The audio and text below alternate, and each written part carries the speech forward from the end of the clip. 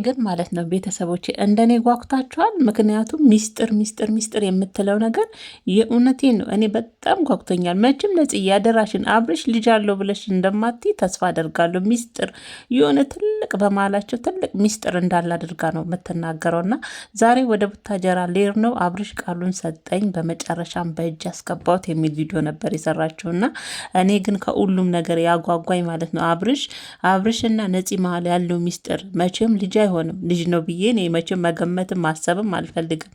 እና ሚስጥር እኔ እንጃ እሱም ለተመልካች መናገር የማይፈልገው ሚስጥር እኔም እንዳልናገር ያደረገ ሚስጥር አለ ነው የምትለውና ይሄን ሚስጥር እስቲ ነፂ የእውነት አንቺ አብርሽን የምትወጁ ከሆነ እስቲ አውጪ እስቲ የእውነት አውጪውና እኛም በጉጉት እኮ አለቅን። ሁሌ ሚስጥር ነው ቪዲዮ በሰራች ሰዓት መሀላችን ሚስጥር አለ ነው የምትዩና እስቲ አውጪው። ሲቀጥል ደግሞ ማለት ነው ወደ ቡታጀራ መሄድሽ በሰላም ሂጂ። ግን ቢሆንም ያው አንዴ ትዳራቸውን በጥብጠሻል። ቃል ሰጠሽ ማለት ግን የአብርሽ ሆንሽ ማለት አይደለም። አብርሽ ቃሉን ሰጠሽ በመጨረሻ ማለት ወደ ቡታጀራ እንድትመለሽለት ስለፈለገ እንጂ አብርሽ ያንቺ ሊሆን አይደለም። ነጽዬ ያንቺማ ቢሆን ገና ድሮ ይሆን ነበር። የእውነት ይሄ ሁሉ ትግልም አያስፈልግም። ሲቀጥል ደግሞ ማለት ነው ሩታን ላናገራት ፈልጌም ባይሆን ሰው አስገድዶኝ ባናገራትም ለሰው ልጅ ክብር የሌላት ናት። በትዳሯ ላይ መታሽ እንዴት ክብር እንደውም ሩታ ሆናል ሌላ ሴት ብትሆን ዋጋሽን ሰጣሽ ነበር ወደ መጣሽበት ምትመልስሽ።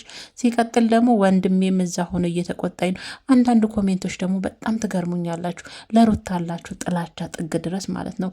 አዎ ድሮም እሷም ድሮ ለቤተሰቧ ክብር የሌላት ናት። ነፂ ክብር ያላት ናት።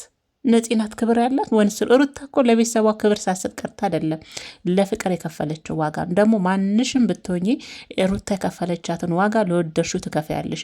ሴቶች በተለይ ሆናችሁ በሩታ ላይ ቤተሰቧን ሳታስከብር የወጣች ናት። ድሮም ለቤተሰቦቿ ክብር የላትም እያላችሁ ነፂ ቪዲዮ ስር የምታነቀልቁ ሴቶች ማለት ነው። ሩታ አረገችውን እያንዳንድሽ ታረጊ ነበር በሩታ ቦታ ብትሆኚ። ዛሬ ግን ሩታ ሳትሆን ለቤተሰቦቿ ክብር ያልሰጠችው ነፂ ናት። ምክንያቱም አንድ ልጅ አንድ ወንድ ቢፈልጋት ነፂን ሩታን ሄዶ ቀለበት አድርጎ ምንም ነገር ቢፈጠር ሽማግሌ ልኮ ያገባትን ሴት ጋር ሄዳ ያዙ ይልቀቁኝ ፍቅረኛዬ ነው የኔ ካልሆንክ ብላ ራሷንም ቤተሰቦቿንም እያረከሰችም ያዋረደችም ነፂ ራሷ እንጂ ሩታ አይደለችም። ሩታ እኮ ለፍቅሯ ዋጋ ከፈለች። ስላፈቀረችውም አፈቀራት፣ ስለወደደችውም ወደዳት። ተከትሏት እኮ የጠፋው እኮ ይዟት የጠፋው ስለሚወዳት ነው። ሚጠላትና ማይፈልጋት ቢሆን ኖሮ አብሯት አይጠፋም ነበር። ስለሚወዳት እኮ ነው አብሯት ጠፍቶ አግብቶ ቀለበት ተንበርክኮ ያደረገላት። ሩታ ሳትሆን ማለት ነው። አንዳንድ ኮሜንቶች የሩታ ጥላቻ አለባችሁ ማለት ነው። ነፂ ናት ቤተሰቦቿንም የራሷንም ሴትነት ያረከሰችው ነፂ ናት። ለዚህ ንግግራችሁ ልትቆጠቡ ይገባል ማለት ነው። ሲቀጥል ደግሞ ነፂ ሩታ ለሰው ልጅ በጣም ክብር ያላት ልጅ ናት። የእውነቴን ነው ምልሽ።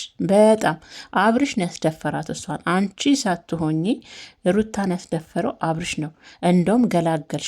አብርሽ ቃል ገባልሽ፣ እንደውም ገላገልሽን። ውሰጁ። ትዳሩን ሚስቱን የማስከብር ልፍስፍስ ወንድ ምን ያደርጋል? አንቺ ጋር ሲመጣ ልፍስፍስ የሚል ምን ያደርግላታል? እንደውም ተገላገለች። እውነቴን